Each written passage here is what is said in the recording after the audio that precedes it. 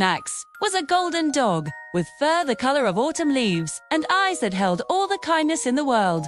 But Max lived in a shelter behind cold metal bars, waiting for someone to take him home. He had been there for 2 years. 2 long, lonely years. Every single day, families would come and go. They'd walk past his cage, their eyes drawn to the puppies, the young, playful ones who jumped and barked with boundless energy. But nobody ever stopped for Max. At 7 years old, in the world of shelters, he was practically invisible.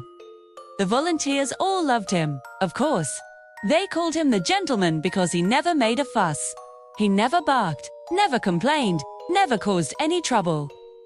He would just sit quietly by the door of his cage, watching, hoping, and waiting for a day that might never come. At night, when the shelter fell dark and silent, Max would dream. He dreamed of a warm bed, a soft rug, a backyard with green grass to roll in. Most of all, he dreamed of a human, someone who would scratch that perfect spot behind his ears and whisper, "Good boy, Max, good boy." But every single morning, he would wake up to the same cold cage, and the beautiful dream would fade away like morning mist. Some of the other dogs, they gave up hope after a while. You could see it in their eyes. But not Max. He never did. He believed, with every beat of his gentle heart, that somewhere out there, someone needed him just as much as he needed them. On the other side of town, there lived a boy named Daniel. Daniel was 10 years old, but his young heart was already carrying more sadness than most people feel in a lifetime. 6 months ago, his father had passed away. His dad wasn't just his father, he was his best friend, his hero. Hugh was the one who taught him how to ride a bike, the one who told him bedtime stories that made him feel safe in a world that often felt too big and too scary. Now, Daniel and his mother Maria lived in a house that felt quiet and empty. The silence was deafening. He stopped playing with his friends. He stopped laughing. Worst of all, he stopped smiling. Maria tried everything she could think of. She bought him new toys, took him to fun places, and hugged him every chance she got. But it was no use. It felt like Daniel's heart was locked away in a room full of grief, and he had lost the key. One evening, Maria was on the phone with her sister, her voice cracking with emotion. "I'm so worried about him," she said, tears welling in her eyes. "It's like he's disappearing, just a little bit more each day. I don't know how to reach him anymore." Her sister paused for a moment on the other end of the line. "Maybe," she said softly, "what Daniel needs isn't a thing. Maybe he needs a someone who understands what it feels like to lose something. Someone who needs love just as much as he does." That weekend, Maria drove Daniel to the local animal shelter. Daniel didn't want to go. He didn't want to do anything. But he went anyway, because he saw the flicker of hope in his mother's eyes.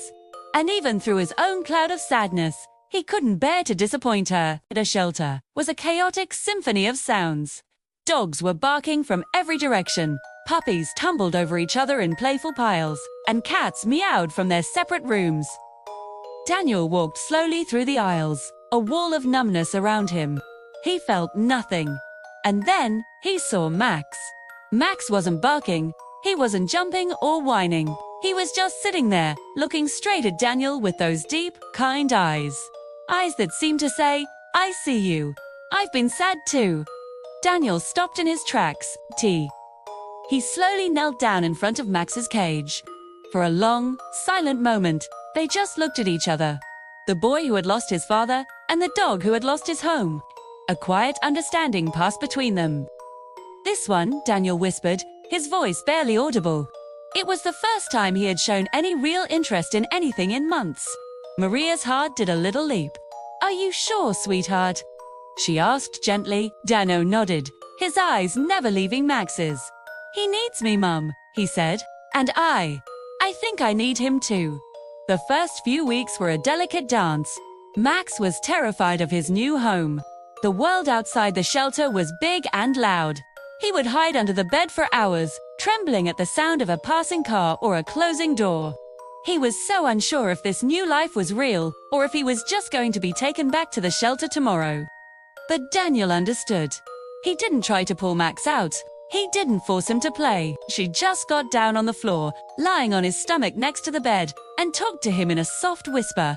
"I know you're scared. Daniel would say I'm scared too. But we can be scared together, okay? Slowly, day by day, Max started to trust. It began with a curious sniff of Daniel's outstretched hand. Then, he allowed Daniel to gently pet his head. Then, one magical evening, Max crawled out from under the bed, hopped up onto Daniel's mattress, and curled up right beside him. Daniel wrapped his arms around Max's warm body, and finally, he cried. He cried for the very first time since his father's funeral. He cried for his dad, for his crushing loneliness, for all the pain he had kept locked so tightly inside. And Max just stayed there, a warm and steady presence, as if to say, "It's okay, let it all out. I'm here, I'm not going anywhere." From the doorway, Maria watched, silent tears of relief streaming down her face. Her son was finally letting himself feel again. Months passed, and something truly beautiful began to happen in that quiet house. Daniel started to smile again. At first, they were just small, fleeting smiles, a little twitch of his lips when Max would do something goofy, like chase his own tail in circles or triumphantly steal a sock from the laundry basket. But those small smiles began to grow. Soon, Daniel was playing outside again, throwing a bright red ball for Max in the backyard. It started talking to his friends again, telling them all about his amazing, gentle dog. He even started talking to Max about his dad. One night, as they sat by the window looking up at the stars, with Max's head resting comfortably on his lap, Daniel spoke. "My dad would have loved you," he said softly. "He always wanted a dog just like you. I think maybe he sent you to me." Max looked up at him and gave his hand a gentle lick, as if he understood everything. And Daniel smiled, a real, genuine, full smile that reached his eyes. And somewhere, in a place beyond the stars, a father smiled too. Years went by. Daniel grew from a boy into a teenager, and then into a thoughtful young man. Max grew old. His beautiful golden fur turned a soft white around his muzzle. His steps became slower, more deliberate.